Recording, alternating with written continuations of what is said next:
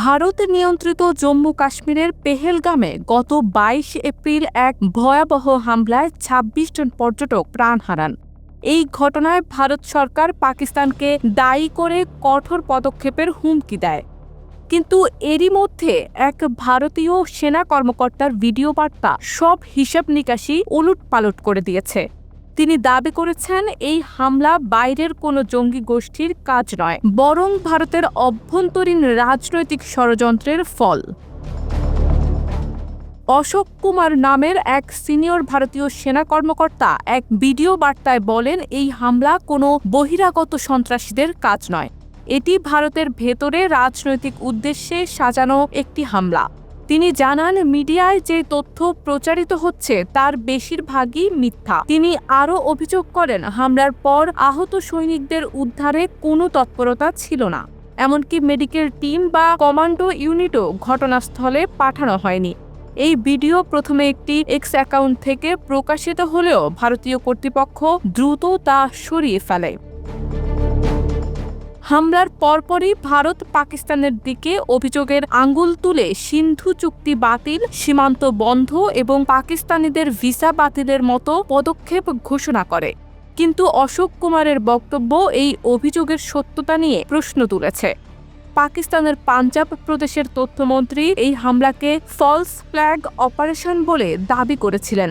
তিনি বলেন, এটি পাকিস্তানের বিরুদ্ধে পদক্ষেপ নেয়ার একটি ছুতো। এই পরিস্থিতিতে কাশ্মীরে ৫ লাখ সেনা মোতায়েন থাকার পরও হামলা কিভাবে সম্ভব হলো তা নিয়েও প্রশ্ন উঠছে। এই হামলাকে ষড়যন্ত্র বলে মন্তব্য করায় ভারতে বেশ কয়েকজনকে গ্রেফতার করা হয়েছে।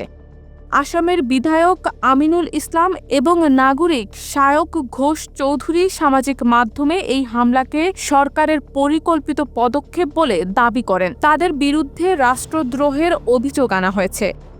আসামের মুখ্যমন্ত্রী হিমন্ত বিশ্ব শর্মা বলেন, এই ধরনের মন্তব্য জনমনে বিভ্রান্তি ছড়ায়।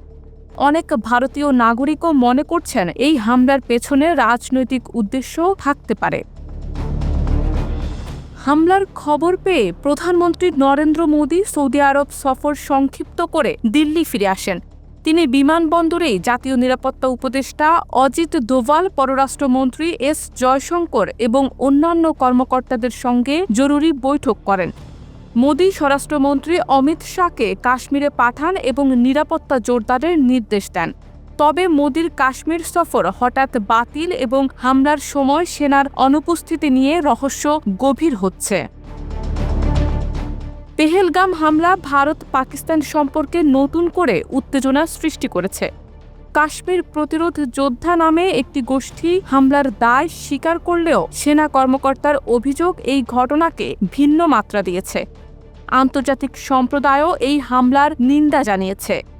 বাংলাদেশের প্রধান উপদেষ্টা ডক্টর মোহাম্মদ ইউনূস মোদীকে সমবেদনা জানিয়ে সন্ত্রাসের বিরুদ্ধে দৃঢ় অবস্থানের কথা বলেছেন।